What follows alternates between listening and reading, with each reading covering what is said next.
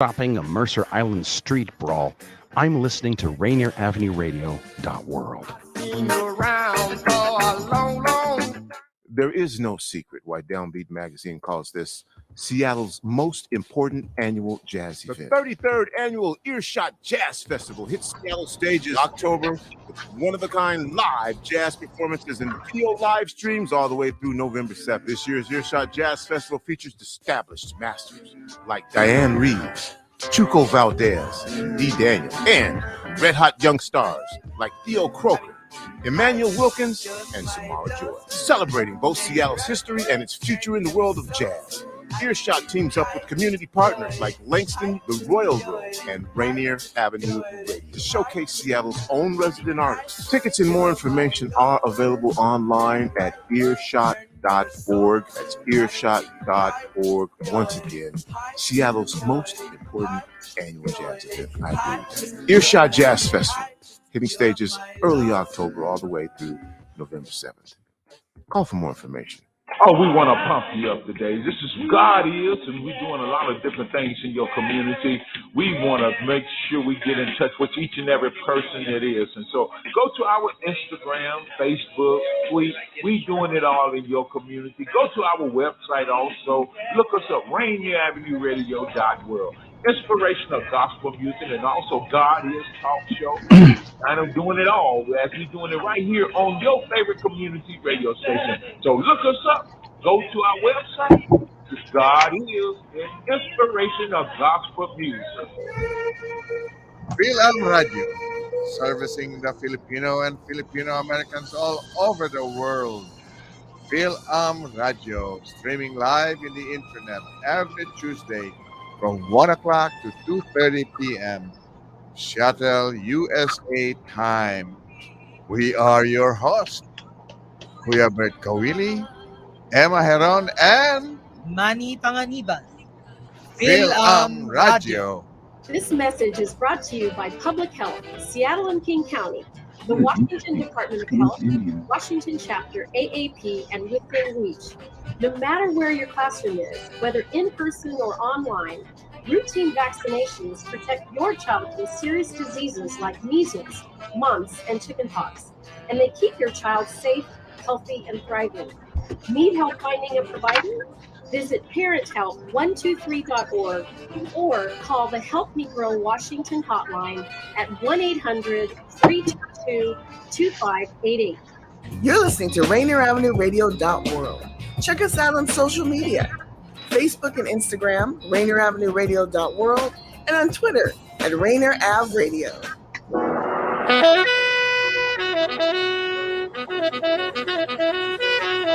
There it is. There's our theme song, or my theme song, borrowing from the great John Coltrane, Love Supreme. Welcome to Seattle Here Now on Rainier Avenue Radio World. Again, a very special show. This is November. November is American Indian Heritage Month, or as I've seen it, Native American, Alaska Native Heritage Month, and whatever is acceptable. I hope it's acceptable, but I've listed it as American Indian Alaska Native Heritage Month because we're on the West Coast, and there's a unique history of West Coast Indians that's unique again to the West. I have invited the members of the Muckleshoot Tribe, good friends of ours, to talk about a number of things. But first, let me give you a little bit of background. Back in August of 1990, George H. Herbert Walker Bush, Daddy Bush, signed in and declared through an executive order that November would be National American Indian Heritage Month. Thereafter referred to as Native American Heritage Month. First, and it was actually sponsored by a tribal member, Pale Moon Rose of the Cherokee Seneca Nation, and it was later, it was later made a formal holiday or formal designation by Congress. And so it is, and I use the term American Indian Alaska Native Heritage Month, but it can be a number of iterations of that. And I think it's a unique it's a unique month-long experience and celebration honoring American Indians, Native Americans, Alaskan Natives because of the history in this country. I've often talked about it. The reason this country has such a difficult time talking about race is because of the policy of genocide against American Indians, Native Americans, Alaskan Natives. Let's be honest. A policy of genocide, as well as slavery, and as well as how this country treats immigrants. So those three things. But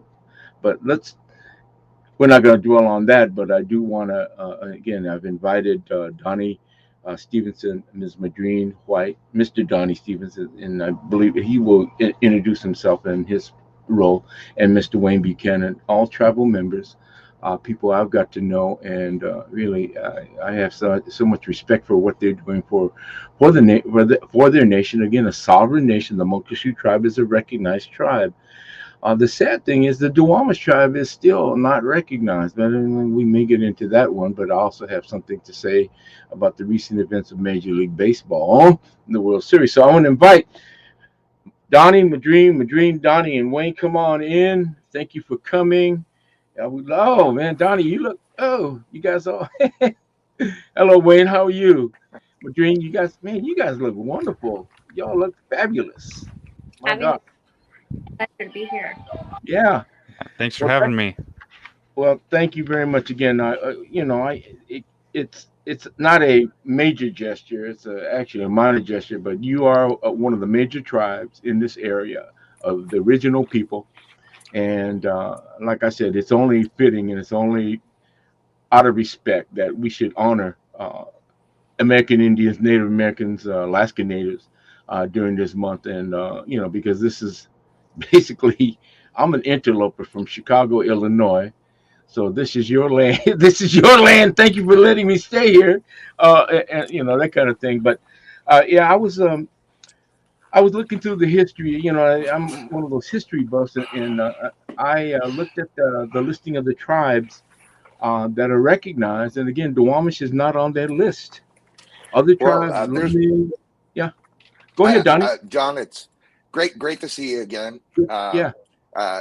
We always enjoy having the opportunity to come on and talk. And November is Native American Heritage Month. It's always a great time to be able to do that. So thank you for having us, and we appreciate the opportunity to be here. So to speak directly to your most recent question, that's a really interesting point, and it's one of the things that our tribe is very quick to sort of like to get into and engage and talk about. So at the end of the day, the Duwamish tribe is federally recognized. And the reason I say that is because that's who we, as the Muckleshoot Indian tribe, absolutely, truly are. That the Duwamish, as well as the Puyallup River System peoples and the Duwamish River System peoples and the saltwater villages, ultimately all came to the village that was known as Muckleshoot. So Muckleshoot itself is actually a place name.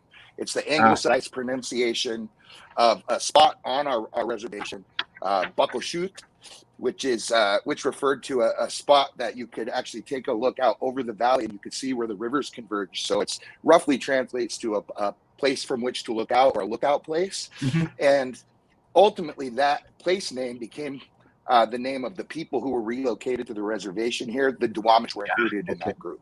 So it's a challenging sort of history to understand, but the reality is that Duwamish is federally recognized, and that's who Muckleshoot are today. I got you. Yeah. Because I went off the National Register, but it doesn't specifically say Duwamish. See, that's the thing.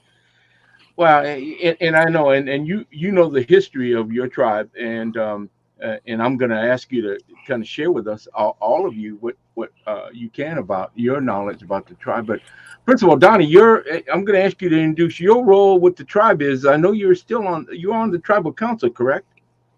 Yes, sir. I'll be vice chairman of the tribe. Our elected governmental offices, as you said, we're a sovereign tribal government, right? Who exercise self-governance and self-determination, so the ability to govern ourselves and define who we are for ourselves, and enjoy the opportunity to come on to a show like this and program and talk to the broader public and educate them about who we are and what we do.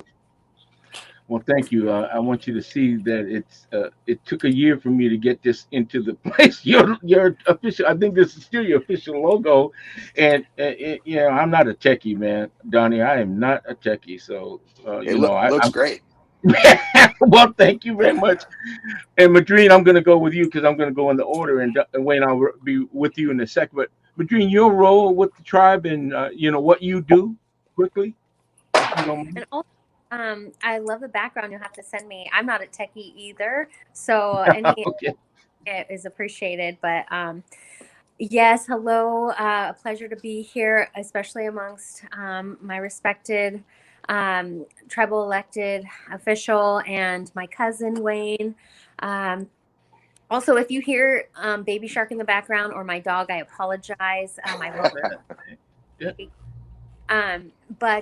So my name is Madrienne White. I am a Muckleshoot Tribal member and currently am the Public and Government Relations Manager in the Environmental Affairs Department for the tribe. And I report directly to Tribal Council. So folks like Donny and our chairman, Jason Elkins, have relationships with them, and so I want to thank them for their leadership and for all of their work and determination and time put into working for our people and representing us in a good way.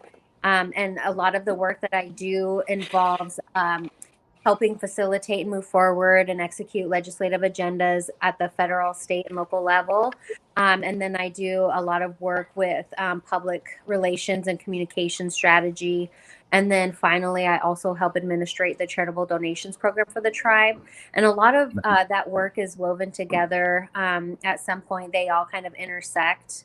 And so I'm a very busy lady. I'm a proud mother as well. My son, his name is Duke, and he was diagnosed with autism in July, so he's autistic, and so we're learning a lot more about that as well. I'm very proud of my son and learning more about his neurodiversity. So just wanted to add to that layer of who I am in terms of identity, Muckleshoot, professional, mommy, wife. Those are kind of things about me now. Very good. I mean, thank you. Wayne, I'm going to come back to you, Donny, but Wayne Buchanan, you're actually new to coming online with us, but thank you very much and welcome.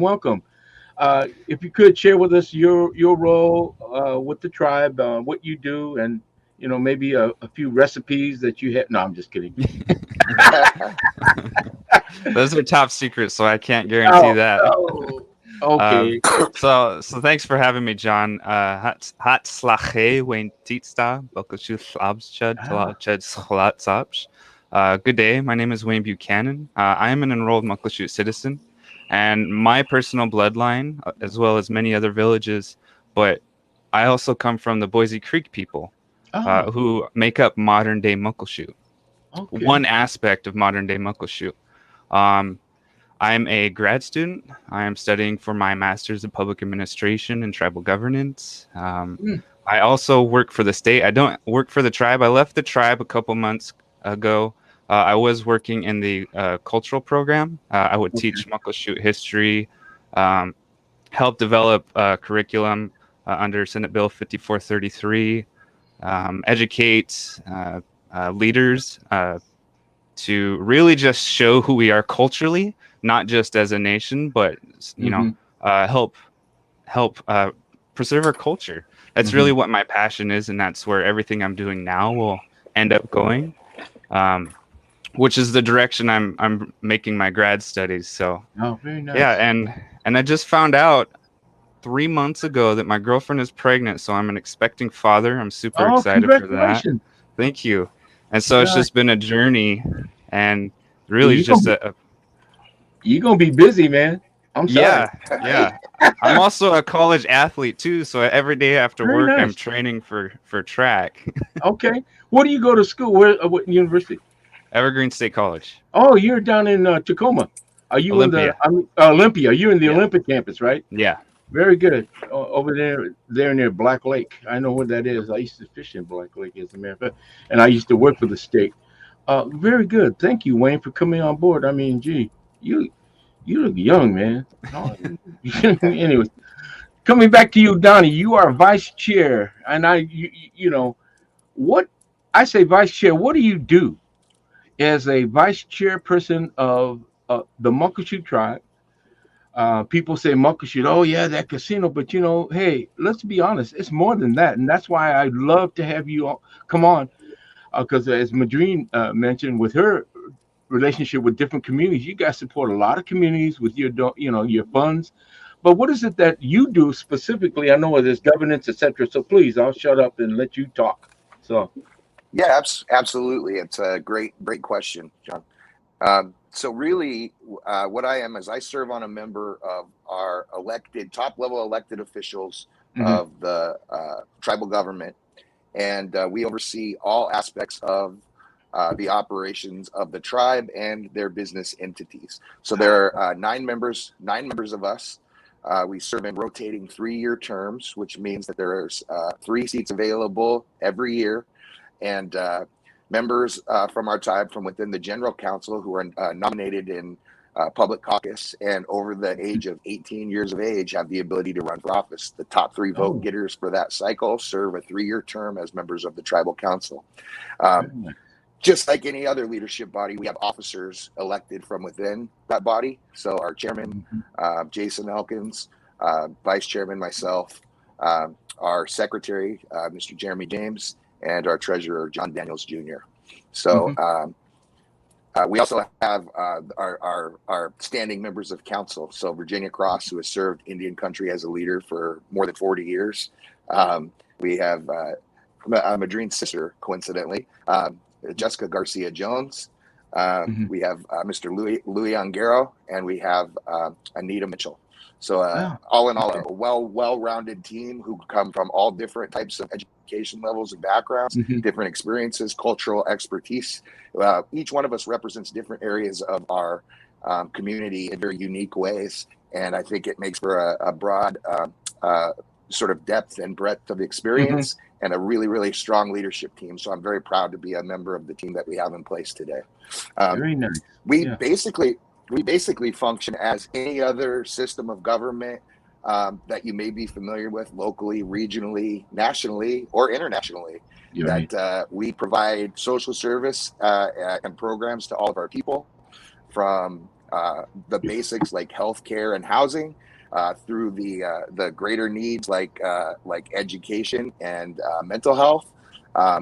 Virtually any and every need that our people could have, we look to find and build programs to serve the best interests of our community.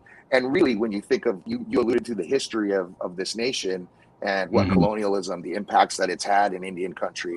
Really, what I think of my job as truly being, it's helping to rebuild our tribal nation, and to strengthen it, to take the proud traditions that we inherit from our ancestors and elders, to do the best I can today, and to be able to pass on a brighter future to the generations yet to come. And I know that's a broad description, but that's really how I look at it. Perfect. Well, that's beautiful. I would also add, on top of all of that, they also represent the tribe in government-to-government relationships and meet, meet with congressional delegations, when we meet with county execs or mayors or state legislators. Our tribal council are there to interact and engage with these other elected officials at that government-to-government level. And so there's that relationship that exists, and part of that includes co-management of like natural resources. And so there's so much to being a tribal council member. I have to raise my hands to Donny and very nice council for all of what they do and the commitment that they have to our people. Well, yeah, very good. Donny, you served how many years now on the tribal council as vice chair? So I'm in my second term as a tribal council member. So I've completed I was elected 4 years ago, roughly at this point. I served my first term and was reelected last year. I've been the vice chair all but the first year of when I was elected, so the last 3 years roughly. Doggone, darn near a decade of service to your tribe. You know, and it's good you mentioned that, Madrienne. I got to impress again. The Muckleshoot Indian tribe is a sovereign nation, and I remember the discussions that the tribes across the state, with respect those that had gaming facilities and stuff, had about opening up or what not opening up. And I know you had direct discussions with Governor Inslee and his staff about that. And I was so impressed the fact that you were one of the last and the fewest to open up, because you wanted to make sure that it was going to be safe for your people, the customers, and as well as the employees. When I say your people, because you also hire individuals, and I was just so impressed. But because we know that a significant portion comes from, revenue comes from the casino. But when people say Muckleshoot, oh, that casino, I try to explain to them, this is more than just a casino operation. This is taking care of the tribe. You got to understand. I mean, people, I'm sorry, there are so many of us that are ignorant about what the tribe does. It's not just the casino, Yeah. So a really excellent way to discuss that point, John, and to talk about the relationship between gaming and the tribe, is that Indian gaming, it really is government gaming, that we use the revenue from tribal gaming the same way that other governments use tax revenue. So all of the income that's provided through those resources goes to fund the governmental functions of the Muckleshoot Indian tribe, or whatever gaming tribe you may be talking about. So those health services I talked about, education services that I talked about, basic needs like housing and health, all the social services that you can think of in a traditional sort of Western government, the tribe provides, and all of that funding is basically generated through the tribe's gaming revenues. So really think of that as like a tax income that goes to work to serve the tribal people through the tribal government. But also that you give to community organizations outside of the reservation in the community. And that's what Madrienne does. That's how I got to meet her, because I'm on the board of OCA, which is Organization Chinese Americans, and I serve in no other groups. Hey, please sign in, our guest. No, I'm just kidding. Hello. And so, like I said, it's more than that. And like I said, I was getting a quick education. The history of the Muckleshoot tribe goes back. I mean, we're talking about 10,000 plus years or more. And I remember your historian did a really good job of explaining the connections of the different tribes and the origins and stuff like that. I said, man, a lot. You're talking about 10 plus thousands of years that people have been here. And then my thinking was this, and Wayne, please come in on this one. How did you you structured your organization to benefit, of course, your members. How many members of the tribe live on the reservation, or the lands considered the reservation? Because I have a very small knowledge about working with urban Indian groups, Seattle Indian, Seattle Health Board, Indian Health Board, etc. And but I was going to ask, the majority of tribal members, are they on the reservation or off the reservation? If I could ask, anybody can answer that if you would. So it's a vast majority of our members who live on reservation. Yeah, we have a roughly 3,300 enrolled members, which makes us one of the larger tribes in the state of Washington. And of that population, about 95% live on reservation. And our reservation is relatively small. So we're only about 5.5 square miles of trust land set aside here between the Green and White River valleys, sort of bordered by the cities of Auburn and Enumclaw. But our usual and accustomed areas stretch from the base of the Cascade Range all the way to the shores of the Puget Sound. Yeah. So those are all the areas that we subsisted, hunted, lived, right? Yeah. You could technically make a statement about, hey, that's our land. Oh man, okay. I'm not gonna get into that. I don't want to start no mess. But you legitimately had that right. Um, Can I just say and we something go like ahead. with other communities? Uh-huh. It goes further than just our tribal membership, and even just with Auburn, it goes out to statewide relationships, and these are relationships that have been sustained over time. And being good neighbors is very important to the tribe. Sorry, my son is playing with a balloon right now. Hey, that's beautiful. Hey, you have another member of the tribe right there. I mean, this is great.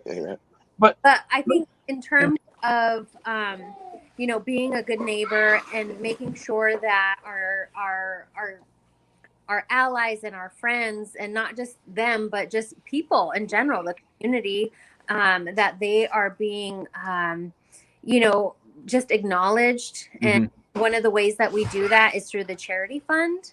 Right. And the tribe is very generous, as you've mentioned. I think that, and it's a privilege for me to be able to help kind of facilitate some of that. It's so gratifying to know that our tribe is looking at other communities and how they're being impacted either by COVID or by mental illness or by, food banks and things, other social organizations, nonprofit organizations, churches, schools. To see the reach that Muckleshoot has, it really does warm my heart, and I'm just so grateful that we are able to share some of this with our friends and community members as well. Well, like I said, being involved with OCA, Organization of Chinese Americans, which is one of the organizations you fund and give kindly, I said, again, mistakenly, the tribe is the casino, and the first thing you think, and I apologize because that's the first thing most people think. You guys do so much more. You support education. I know you got those education programs.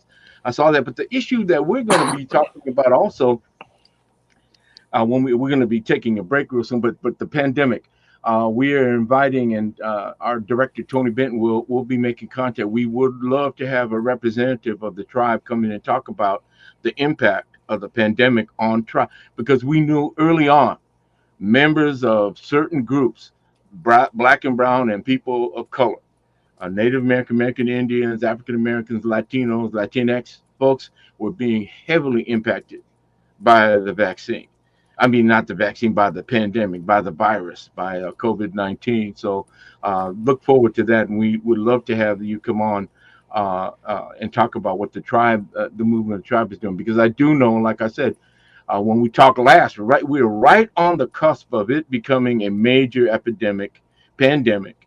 And I know, like I said, you're rightfully so. You had the major thought about how you protect your employees, your people, and that is, like I said, it was really important. But when you talk about the history, we know about the history, and unfortunately, you're right here in our neighborhood. There is not one iota of information that gets shared to our school. Wayne, you're in school. When's the last time you heard anything about local tribes? When did you hear anything about the history of the local tribes? I mean, there isn't anything. I can tell you, I worked for the school district for 12 years. Oh, yeah, it's a American Indian Heritage Month, and let's put up a display. Thank you. And that's it. Yeah, and that's exactly it. And that's my experience in K through 12, right? I grew up in Western Washington on the res, and you go to schools that aren't compact schools. They were teaching Native history, and I was learning that my people used teepees and hunted buffalo and all this other stuff. And I thought, we live in Western Washington. It's so rainy here. How could we ever use teepees with the hole in the middle and everything? And so that's exactly right. I grew up like that. Yeah, well, that's again, that's the dominant, the culture that they're limited knowledge. They're talking about Plains Indians. I mean, we're talking about a different total group. Typical kind of image, homogenous type of ideas that are, presented in public schools. And to your question, when I was going to public school in Auburn, I didn't get any information about Muckleshoot. And anything I did learn, we had to pay, not I, we, the tribe paid for it. I had to learn all about, treaty information, Native Americans and the law, American Indian history at the university, either at the community college level or at the university. And, out of all the students that go to those types of universities, how many actually take those classes? Yeah, that's right. Not public information. No, it's not. So anyways, we're going to be taking a break real soon. When we get back, I'm going to just tell you what I feel about the Atlanta Braves winning the World Series. Because I am so, and I'm not going to say it on the air, it just perturbs the heck out of me to see that phony tomahawk chop and not all. And that's the other thing. There are many tribes in the nation of Native American Indians in this country, including Alaska Natives, who don't use things called tomahawks. There's a coup stick. Again, culturally, here we go.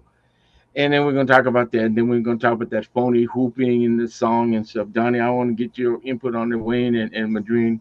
I want to get into that because I'm sorry. Whoever's listening is a Braves fan, I'm sorry. We will be back very shortly with my very, very special guest, Donny Stevenson, Vice Chair of Muckleshoot Tribe, Wayne Buchanan, a tribal member, and Madrienne White, who deals with government relations, community affairs, etc. And we'll be right back. Thank you very much, Donny, Madrienne, and Wayne. We'll be right back, and we're going to have a real heart-to-heart discussion about some things there. Thank you very much, and what's going on in the future for the tribe. Thank you. We'll be back. Rainier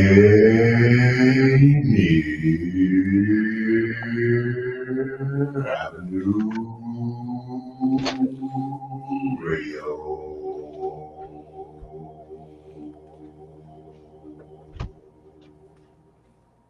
There is no secret why Downbeat Magazine calls this Seattle's most important annual jazz event. The 33rd Annual Earshot Jazz Festival hits Seattle stages October with one-of-a-kind live jazz performances and video live streams all the way through November 7th. This year's Earshot Jazz Festival features established masters like Diane Reed, Tuco Valdez, D. Daniel, and red-hot young stars like Theo Croker, Emmanuel Wilkins, and Samara Joy, celebrating both Seattle's history and its future in the world of jazz. Earshot teams up with community partners like Langston, the Royal Room, and Rainier Avenue Radio to showcase Seattle's own resident artists. Tickets and more information are available online at earshot.org. That's earshot.org. Once again, Seattle's most important annual jazz event. Earshot Jazz Festival, hitting stages early October all the way through November 7th. Call for more information. Join Rainier Avenue Radio from 5 to midnight for Sunday evening sound sessions. Jazz from the cabinets, from Big Poppy. That's right, it's time once again for Jazz from the Cabinets with Big Poppy. Sergio LaCour's Love Lines. It's Sergio's Love Lines with Sergio LaCour. Go to the phone line, tell her who we talking to. Sage Prince, Just My Opinion. This is Sage, and that's just about going to do it for the first half of Just My Opinion. K-Fox, Night Beat, Nasty Ness Rodriguez. It's the beat of the Fox. K-Fox, Night Beat, Nasty Ness. You know what? You're going to listen from 5 to midnight. Just turn it on and don't stop. DJ Alibaba. The Underground Surround Sound Start Time with Paul Pearson. Thanks for tuning in. My name is Paul Pearson. Sunday evening sound sessions on Rainier Avenue Radio. Trust me, you'll be listening the entire time from 5 to midnight. Sunday evening, your sound session on Rainier Avenue Radio. November is American Indian Heritage Month, so please join Rainier Avenue Radio.world to celebrate all month long the history, the contributions, and the accomplishments of our first Americans. Again, please stay tuned to Rainier Avenue Radio.world to celebrate and honor American Indians during American Indian Heritage Month. You know you can't get enough of Rainier Avenue Radio.world.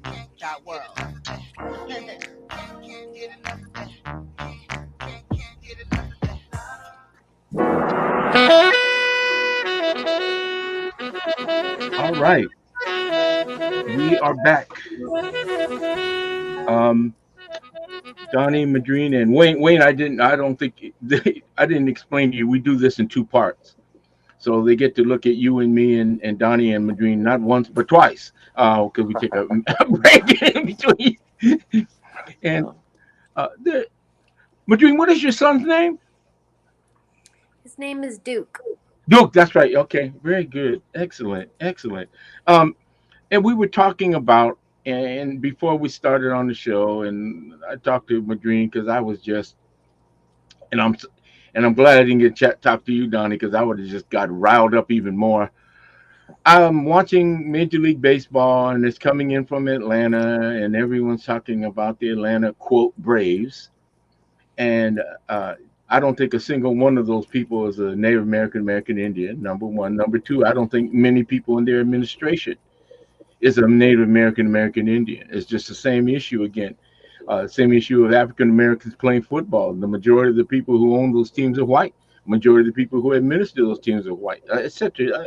But your thoughts, Wayne and Donny and Madrienne, that when you saw that tomahawk thing and the whooping and the da-na-na-na-na-na, what were your thoughts? I mean, there are some people who say, oh, that's great, that's wonderful, who may be, in fact, American Indian, Native American heritage. But what are your thoughts? And please, let us know what you think. Well, it's nothing new. You know, we've been dealing with this forever. I mean, going back to history in K through 12, one aspect of learning Native history was watching Last of the Mohicans. And I remember all the white guys just sitting there looking at me saying, yeah, kill that Indian, as they're using a bow and arrow, pretending to shoot a bow and arrow, right, or a gun or something. And so it's nothing new. Us as Native people, we deal with this on the daily, still today. And it's demeaning, and for me, I'm worried about it and how it affects our youth, because I remember growing up like that, and I remember being so humiliated and being the only Native person in my class or even in the entire school. It's demeaning. It is. To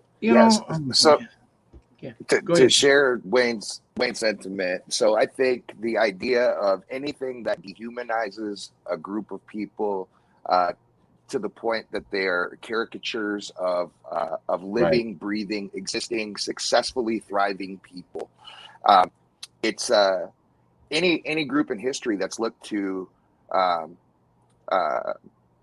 conquer another and and to exterminate them has used that technique. They have dehumanized them and classified them as less than human.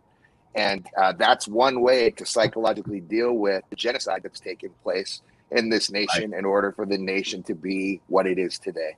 With that being said, clearly we as a tribal people are still here and not only surviving, but thriving today. I look at young men like Wayne, that we have a highly intelligent, educated, hardworking warrior for our future. Somebody who's going to carry us to the next stage and level of our tribe's evolution. And that history has gone on back to time immemorial. That every generation has taken up that cause as far back as our DNA is rooted. And there's no strategy or approach that anybody can take that's going to stop that from happening. And simple,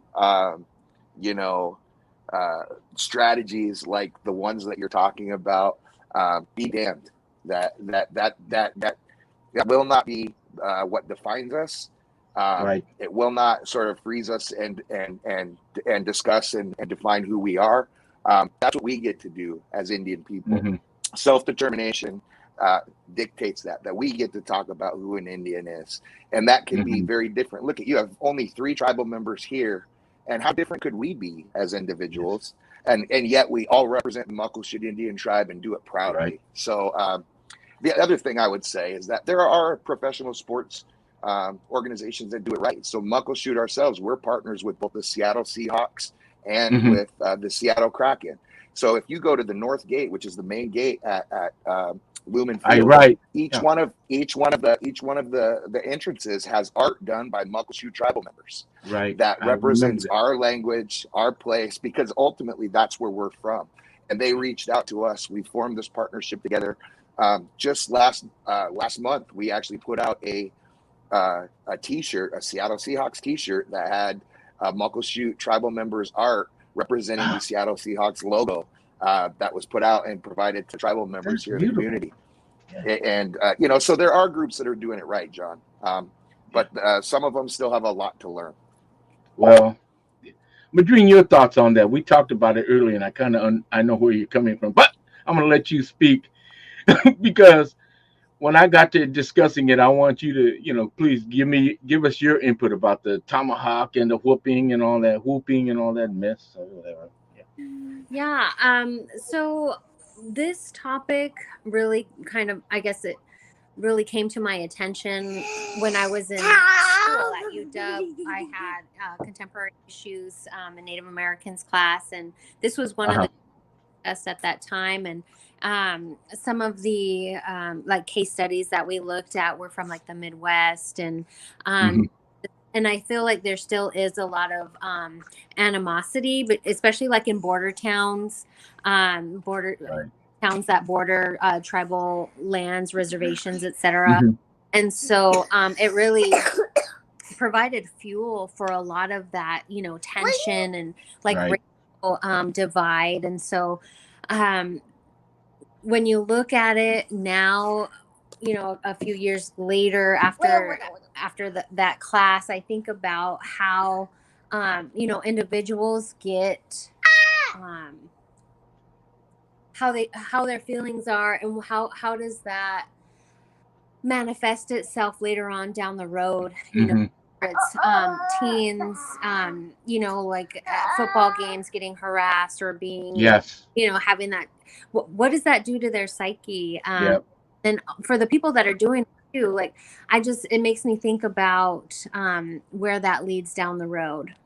Yeah, no, exactly. And I think I talked to you about this last year. I mean, I was playing football. I'm Japanese American playing football for Shoreline, and their mascot at that time was the samurai.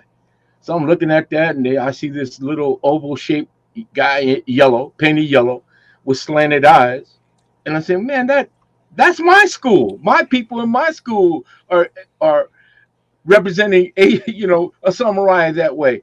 And that's the team I'm playing for. And of course, the team on the other side did the same thing. It's just that and like I said, I worked with Bob Eaglestaff. We did our best to get, actually race ethnic monikers or race ethnic mascots out of the school system in Seattle schools.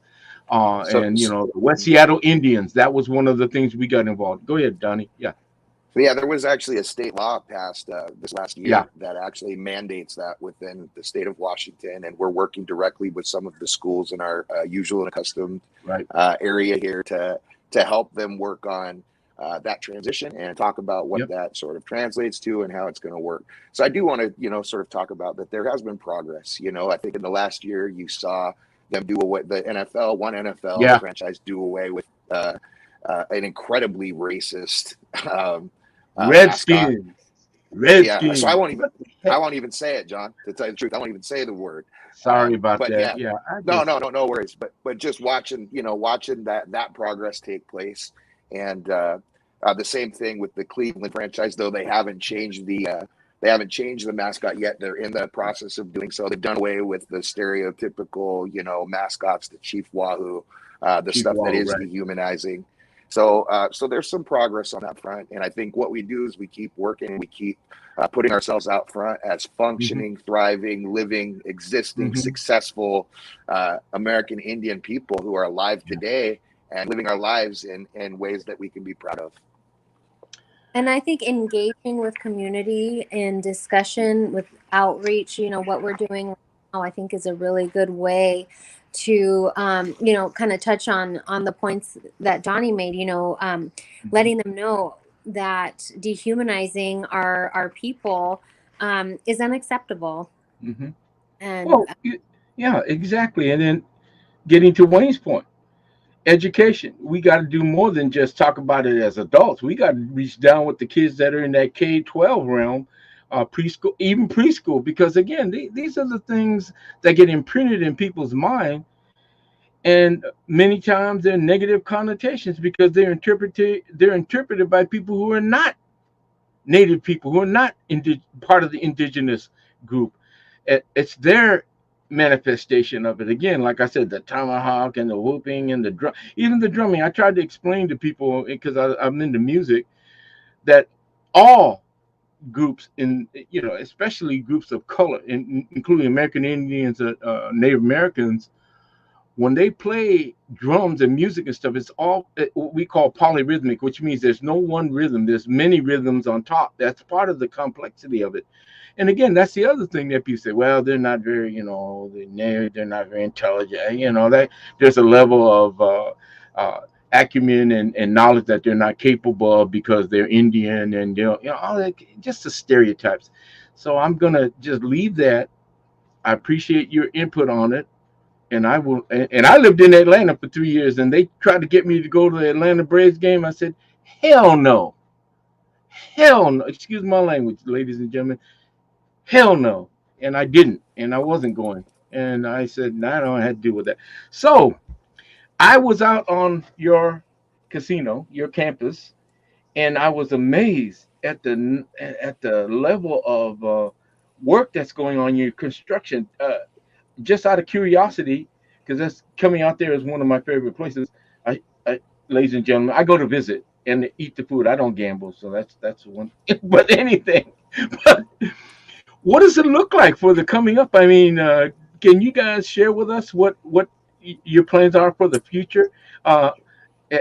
Please, I would love to hear it, because, like I said, I was really impressed. Major construction out there. Yeah, it's an incredibly exciting time.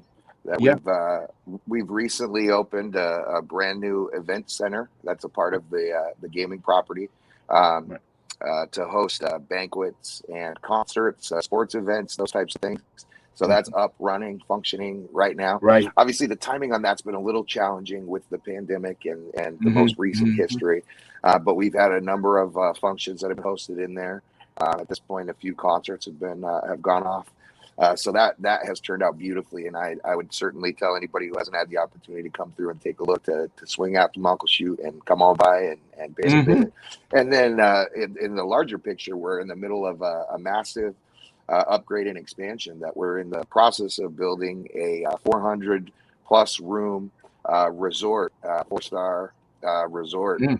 Tied to the casino property that's going up as we speak. So you come on out, you take a look at the property. You can't miss the construction that's sort of on the way up as we speak.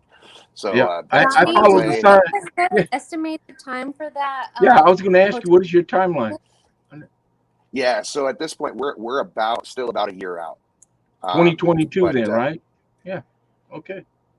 Or I'm sorry, maybe a little longer. So the beginning of 2023 is the plan.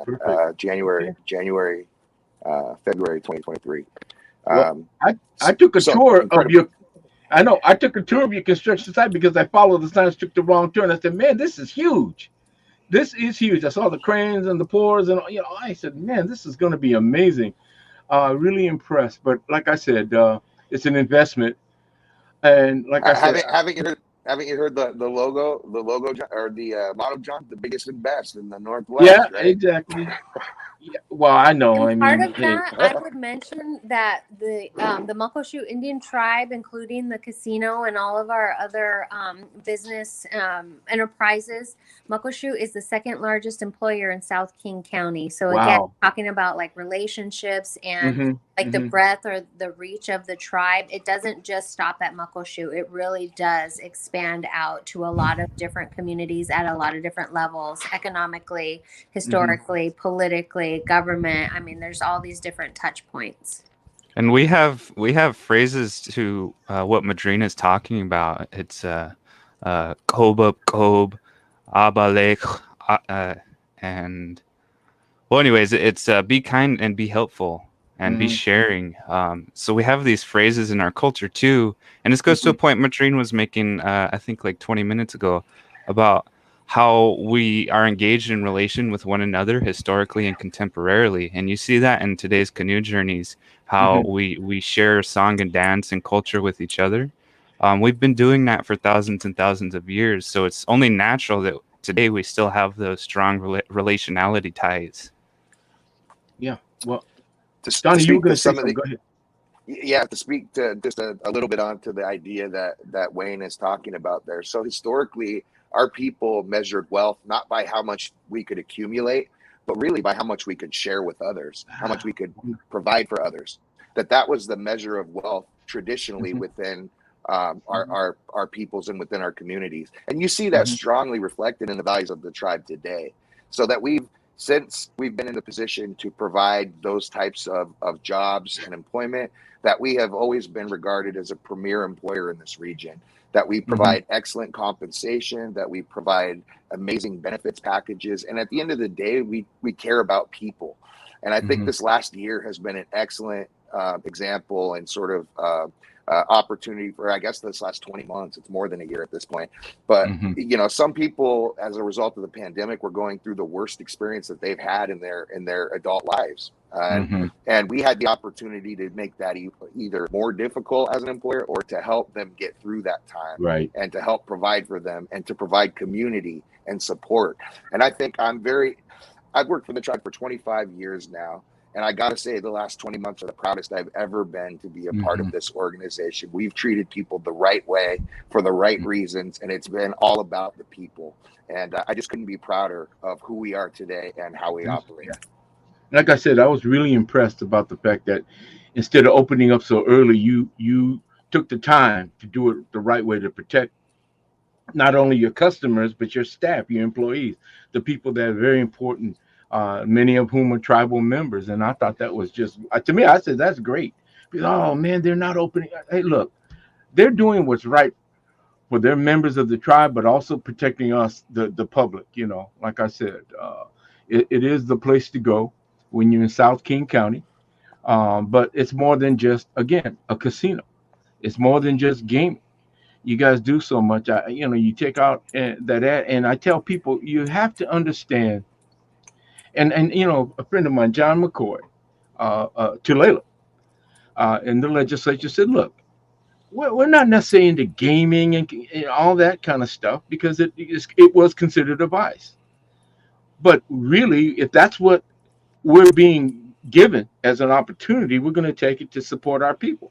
And that, to me, made sense. I mean, people say, oh, yeah, look, we know how this country operates. And we know that there are certain givens that people are preferred over others. We know that if you're a white Anglo-Saxon Protestant, white male, white female, you have an advantage. You have white privilege. And let's be honest, that is one of the problems in this country. White supremacy is not only tied to slavery, but it's also tied to the policy of genocide against American Indians and Native Americans. Come on. Are you listeners out there? That's the history of it. Let's be honest with it. And let's try to understand. We don't want it to ever happen again. It should never happen again, but we need to also talk about it. This whole thing about not talking about the history of slavery, not talking about the history of genocide against Native Americans. There are people who want to oppress this. They don't want to make that part of history. That is, unfortunately, our history. And I think you all would agree, Wayne, Madrienne, and Donny, we have to talk about it. Not that we're going to point fingers and make people feel, bad. But it's the history, and that's just the way I feel about it.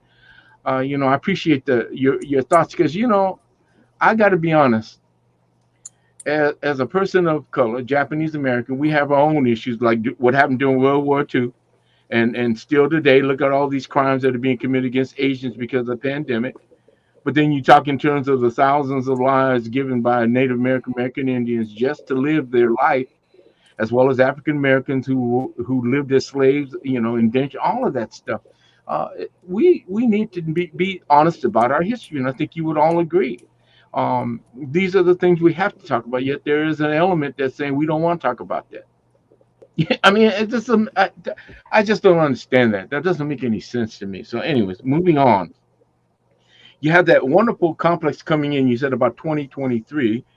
What about the I was going to ask, you have programs that support local businesses too.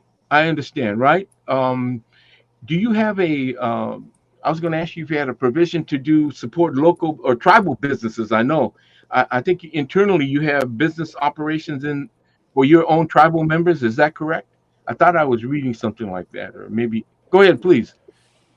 Yeah. So I think that we have what's known as the Muckleshoot Development Corporation, which is basically a three-pronged approach to our business model here at the tribe. So we own and operate a number of businesses. The casino that's what I was trying to say, Donny. Sorry, that's what I was trying to business. Okay. But we so that there are some of those entities that are purely for the idea of generating profit and revenue so we can give to the programs, charity fund, the things that fund our operation. Kind of the second tier of that organization are things that are really sort of hybrid social service. So things that can provide for the good of the community or our surrounding neighbors. And at the same time, if they generate some revenue, then that's absolutely a great thing for us. And then the final tier is the stuff that's almost exclusively social service. So it's seeding tribal member business, generating, helping tribal members write up business plans, come up with their own operating businesses as individual private members that we can help them get started, invest in, and help them succeed for themselves. So if you're looking at kind of the basic approach to how we operate, that's a real high level, 30,000 foot view looking at. I love that because not only are you dealing with your own operation, but you're also laying the groundwork for other individuals in the tribe to operate their own business, because let's face it, entrepreneurship is a challenge, but it's the only way to be successful, to make money, but to be your own boss. If I could do it, I want to be my own boss. I'm not even the boss in my own house. I can't talk too loud because there are people here, but you know what I mean. And I think that's beautiful. And I think that's because I was reading about that, the business development piece, and that's very good. We're going to be wrapping it up real soon. Who is the point of contact if I want to know more about the Muckleshoot Tribe, not the casino? We see that on TV. Who would be the point of contact, or is there a site? And I know there is, but I want you to share it with the public. How do you contact the tribe to learn more about the tribe? And any one of you, if you got that info, just go ahead and call it out.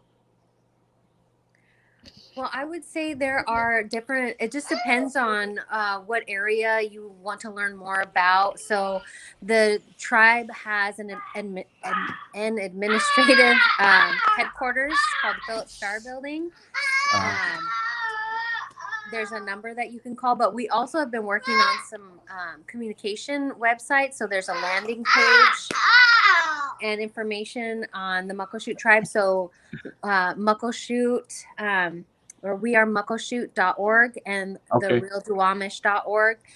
Those are recently launched communication sites that provide additional context and information about Muckleshoot, our history, our people, our identity, our connections, etc. There it is. We put it on. Yeah. Thank you. And then, of course, there's the muckleshoot.nsn.us website as well. Yeah.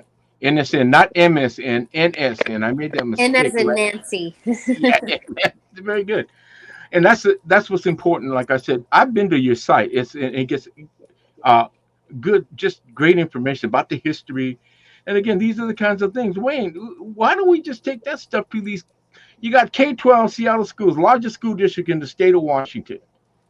They do very little with respect to. Actually, they closed down Indian High, Indian Heritage School. So, and so I guess there's always that issue of education. I know you would support that, right?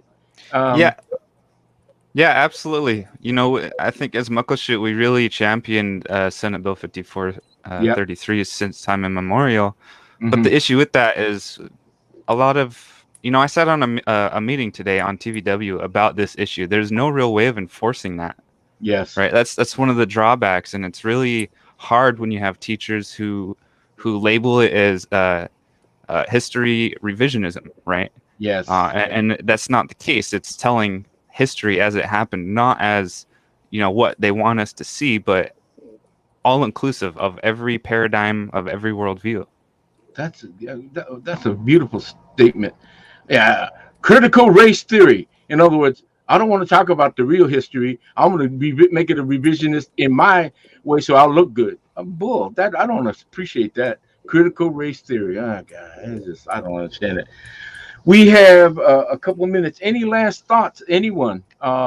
Wayne, thank you for coming. You're a student. You're a track guy too, huh? All right. What event do you run? Do you field event or running? Yeah, I actually am a sprinter. I actually did the Indigenous Games over in Toronto in 2018 and got bronze. And I'm hoping that I can make it to state this year. Unfortunately, because of COVID, I was robbed the last 2 years of my track season, so I didn't really get to. But yeah, it's been a pleasure being on. Really appreciate it, John. Well, we're going to sign off. I'm sorry I didn't give you a chance to, but we'll be back on. We're going to talk because, like I said, we're going to invite representatives to talk about COVID and the impact on the pandemic. At least we're going to try like heck to get representatives from the tribe. Thank you very much, Madrienne, Donny, Wayne. Take care. Thank you. Here with the Rainier Avenue Radio traffic update.